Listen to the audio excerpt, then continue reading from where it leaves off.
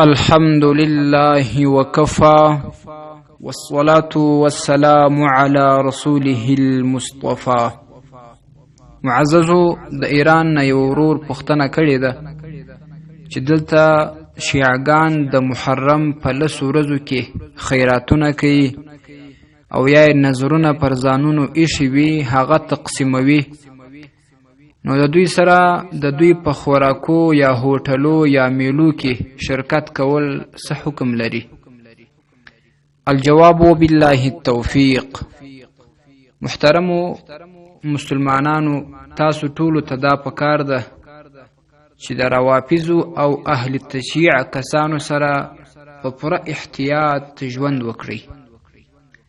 د دوی هر قسم رسومات او رواجونه چې د هغو څخه ډېر لرې واوسیږئ، پوره اجتناب ورنه وکړئ. هغه که نظرونه وي، که د نظر ډوډۍ وي، که خیراتونه وي، که د دوی میلې وي، که د دوی محافل او مجالس وي، د ټولو څخه ځانونه وساتئ، شرکت مه ورسره کوئ. د دوی په دغه رسوماتو او میلو یا محفلو کې شرکت کول د مسلمانانو دپاره ناجایز دي.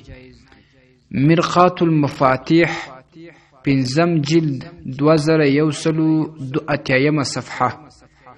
کتاب النوازل 14 جلد 302 صفحه.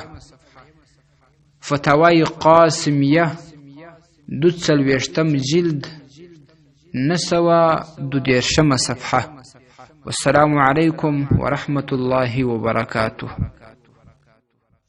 ستاسې د اسلامي پوښتنو جوابونکی مولوي حکیم الله صابر الحنفي صاحب د پوښتنو لپاره د رابطې نمبر 002 314 413 434. والسلام.